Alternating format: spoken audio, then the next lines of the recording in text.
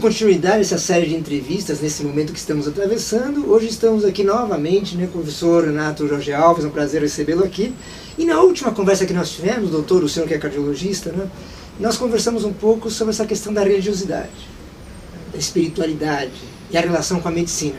E várias pessoas, inclusive, acabaram mandando mensagem para a gente, perguntando sobre essa questão. O que a gente pode dizer sobre a saúde cardiovascular e a espiritualidade, em linhas gerais? Obrigado, Oscar, bom dia pela oportunidade, obrigado. A gente terminou a entrevista falando que a ciência deve andar junto com a religião, né?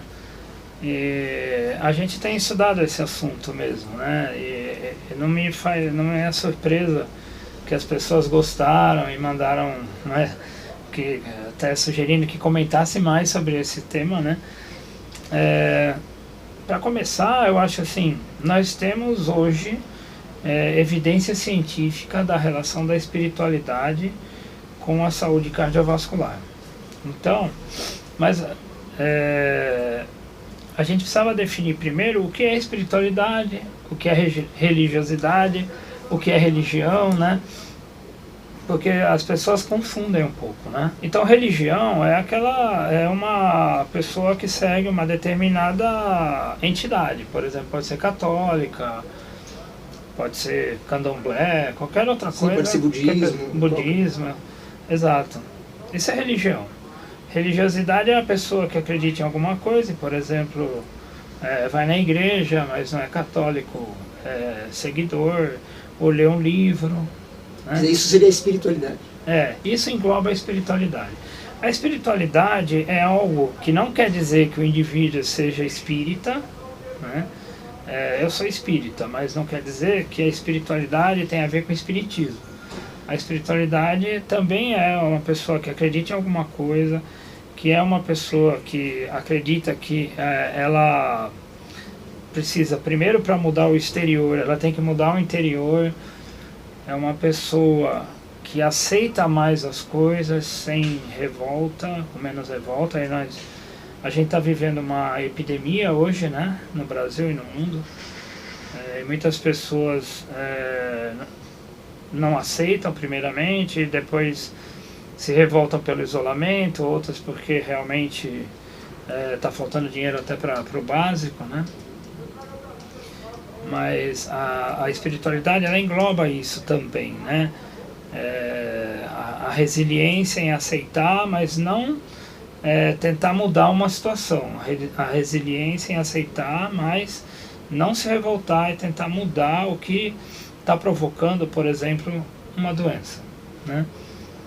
A espiritualidade também, ela é favorecida naqueles pacientes que têm uma maior gratidão. A gratidão é um item muito importante da espiritualidade, porque as pessoas que são gratas, ao contrário das que não são, né, elas desenvolvem menos doença cardiovascular. Esses dados que eu vou dar aqui, eles não são dados abstratos, eles são dados já confirmados em medicina baseada em evidência. Quer dizer, pesquisa científica. Pesquisa científica, estudo clínico randomizado, bem feito, que tem mostrado que as pessoas com maior gratidão, pessoas que perdoam mais, né? Comparado àqueles que não perdoam ou não têm gratidão, elas adoecem menos. E dos fatores de risco cardiovascular, tipo hipertensão, dislipidemia ou diabetes, essas pessoas têm menos fatores de risco cardiovascular. Então, consequentemente, elas têm menos infarto e menos AVC. Isso está bem constatado, né? Também está constatado que as pessoas que têm mais espiritualidade, elas têm menos vícios. Então elas fumam menos e bebem menos. Praticam mais atividade física também. E isso está relacionado a todos os quesitos da espiritualidade, como gratidão, perdão e também a resiliência. Então as pessoas que têm mais isso, resiliência, gratidão e perdão, os estudos têm mostrado que elas desenvolvem menos fatores de risco cardiovascular e, consequentemente, menos doença cardiovascular. E por último, assim, mais importante, é que elas têm uma redução na taxa de mortalidade. Então isso é bastante importante, né, do ponto de vista médico-científico. Já tem uns anos que eu venho prestando atenção nesse assunto, né? Mas recentemente a Sociedade Brasileira de Cardiologia, ela abriu um grupo de estudo em medicina cardiovascular e espiritualidade, que é o grupo chamado GENCA. O GENCA tem feito lives toda terça-feira à noite na internet, abordando o assunto, assim como todas as outras especialidades dentro da cardiologia, arritmia, hipertensão, insuficiência cardíaca. Agora, é engraçado que eu tenho notado que as lives do GENCA são as que têm mais público. Quer dizer, esse assunto, então, o senhor sente que é uma percepção maior para esse assunto atualmente? Até Sim. Em função da pandemia, as pessoas estão mais sensíveis a essa discussão? Exatamente. Provavelmente em função da pandemia, as pessoas estão ou têm mais tempo, né, para prestar atenção nesse assunto, ou realmente está aflorando. Na última live de terça-feira agora tinham quase 800 médicos ou pessoas, né, não sei se todos eram médicos, mas assistindo a live. Então é um público bastante relevante, né? E o GENCA é que está propiciando assim, que a gente tem acesso a esses estudos, né? Eu entrei de sócio no GENCA recentemente e eles, inclusive, já têm uma diretriz de espiritualidade e medicina cardiovascular, já publicada, né? Ela está dentro da diretriz de prevenção cardiovascular. É bastante interessante o que eles abordam lá, que é tudo isso que eu falei, de a pessoa ter uma maior espiritualidade e ter menos desfecho cardiovascular. Agora, o problema maior nem é esse. O problema é como abordar o paciente, né, numa anamnese, que a gente costuma chamar de anamnese espiritual. A anamnese espiritual, ela não deve ser feita de rotina, pelo menos atualmente, até agora, né? Porque é uma questão muito delicada, né? Tem muitos pacientes que não aceitam, não tem religião, tem paciente que fala que não acredita em Deus. Mesmo assim, não acreditando em Deus ou não tendo religião, ele pode ser ele pode ter um certo grau de espiritualidade. Por exemplo, ele pode ajudar um vizinho, cumprimentar os porteiros, né, ser um médico que se dá com todo mundo, que ajuda os pacientes. Quer dizer, um sentimento mais solidário, vamos dizer. Exatamente, assim. Exatamente. Agora, essa anamnese espiritual, ela é muito delicada, a gente não pode assim, disseminar isso, porque, primeiro item, tem que partir do paciente a abertura para abordar o tema. A gente não pode falar para todos os pacientes, né, sobre isso, porque alguns podem se sentir constrangidos e a relação médico-paciente vai ficar abalada. Então, primeiro, tem que partir do paciente. Segundo, se o médico perceber que aquele paciente que está ali no leito, em cuidados paliativos ou numa doença crônica, ele pode ser ajudado de certa maneira com espiritualidade e abordando o assunto, conversando, esse médico deve chamar alguém especialista no assunto para conversar com o paciente. Então, na diretriz do GENCA, eles falam que pode ser um capelão ou alguém entendido do assunto, né? Talvez um psicólogo, mas alguém que mexa com a espiritualidade e tenha bastante experiência em abordar o assunto.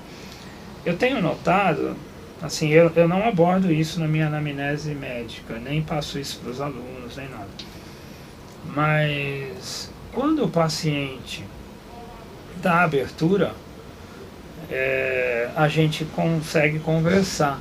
E isso eu tenho notado que, assim, alguns pacientes, eles mesmos abordam, né? Então, ontem mesmo no Conde de Lara, um paciente que teve uma arritmia há pouco tempo atrás, uma fibrilação atrial, que é uma arritmia muito comum em pacientes idosos, pacientes que têm uma cardiopatia, mas esse paciente não tem nada disso. Ele é jovem, ele é novo, né? Ele é um adulto, ele não tem uma cardiopatia, ele só está no meu ambulatório porque ele tem uma dislipidemia.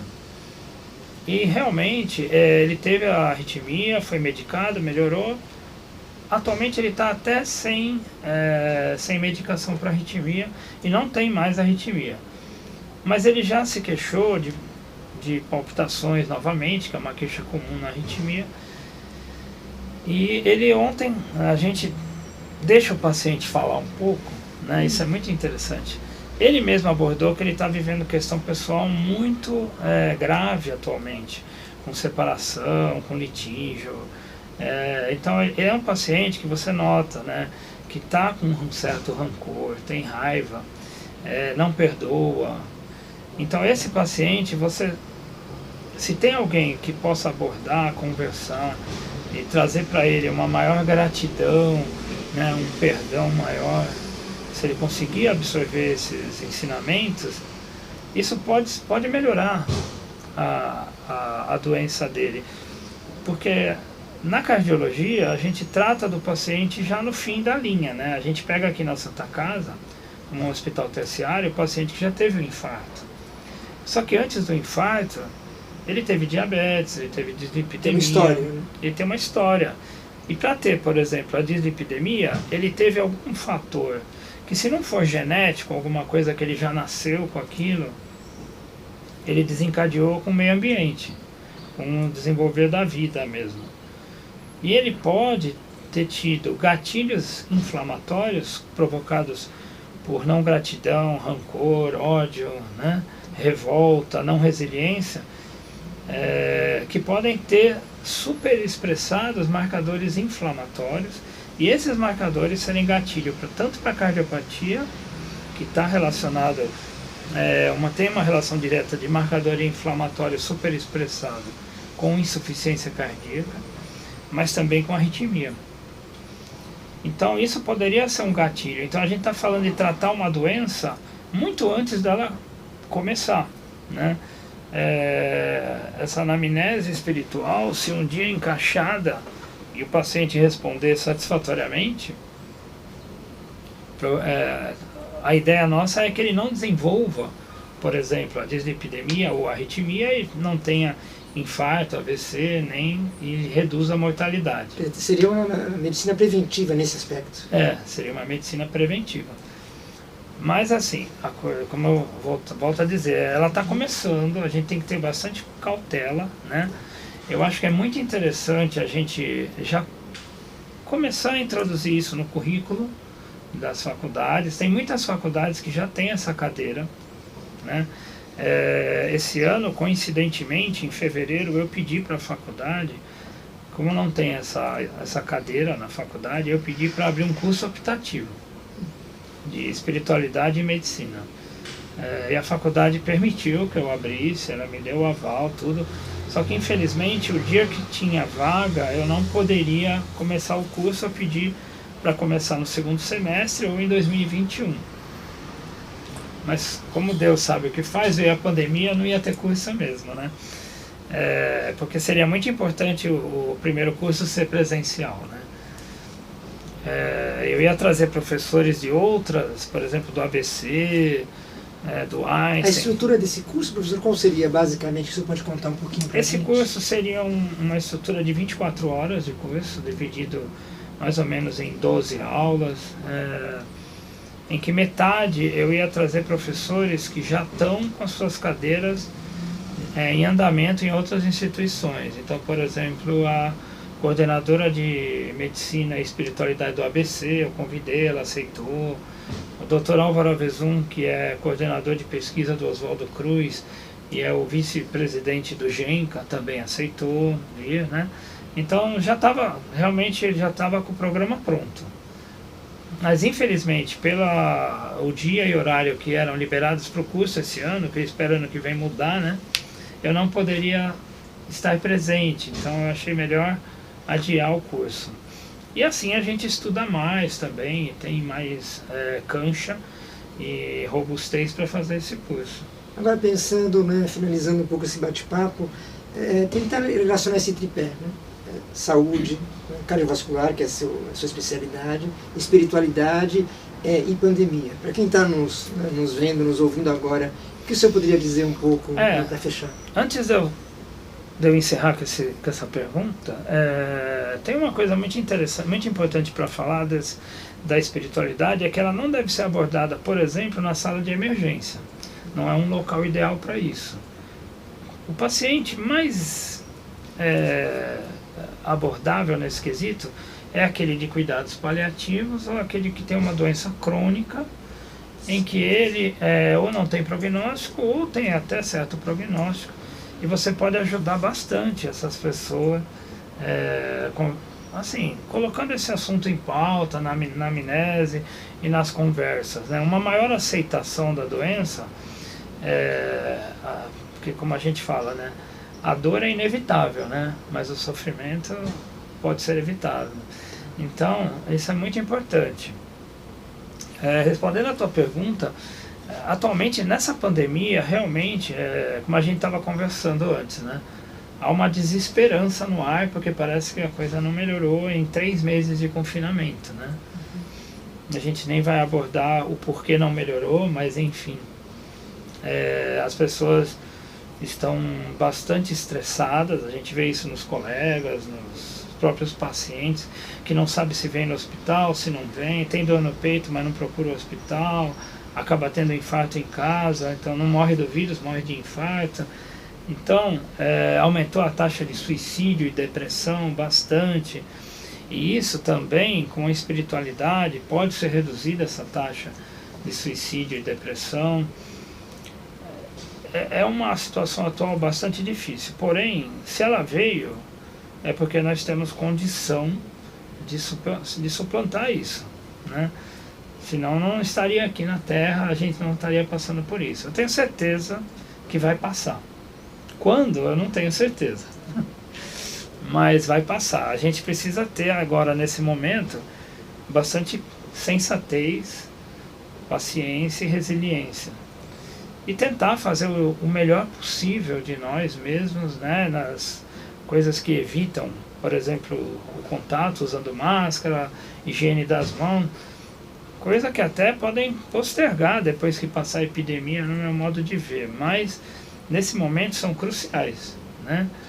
É muito difícil conciliar tudo isso com a parte social do país, porque numa primeira etapa a doença veio aqui nos grandes centros e agora parece que vai aumentar o número porque vai para a periferia, que é muito populacional, e para as pequenas cidades, né? Isso pode ser inevitável, mas vai passar. Nós vamos ter que ter uma estrutura muito boa para aguentar essa fase, né? Tanto da parte social, mas principalmente a gente olhando pelo nosso lado de saúde, né? De saúde pública. Espero contar com todos os colegas, né? Que muitos já ficaram doentes, afastados, voltam, saem outros. Ainda bem que não são todos ao mesmo tempo, a gente pode, graças a Deus, a gente pode trabalhar. Eu não peguei ainda, graças a Deus, espero não pegar. A gente está conseguindo trabalhar com um número eficiente de médicos na Santa Casa. Uma certa serenidade nesse momento, doutor, o senhor avalia como fundamental? Sim, fundamental. Serenidade, calma, paciência, é difícil pedir isso, né? Porque está todo mundo bastante exaltado, porque você tem um problema que não enxerga o fim dele, né? Não tem luz no fim do túnel. Então, vamos ter paciência, que se Deus colocou a gente nesse túnel, alguma luz no final tem, mas a gente ainda não tá vendo, mas é bastante difícil, né? Mas realmente, espiritualidade, serenidade, nenhuma favorecimento com nenhuma religião, mas qualquer coisa que o ser humano acredite, e principalmente que ele tenha fé, né? Porque sem fé, com descrença, a coisa vai piorar mais ainda, né?